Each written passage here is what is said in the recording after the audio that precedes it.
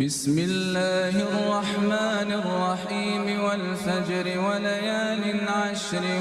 والشفع والوتر والليل إذا يسري هل في ذلك قسم لذي حجر ألم تر كيف فعل ربك بعاد إرم ذات العماد التي لم يخلق مثلها في البلاد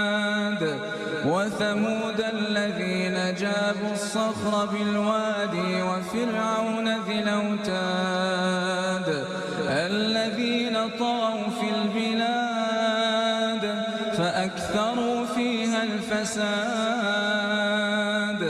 فصب عليهم ربك سوط عذاب إن ربك لبالمرصاد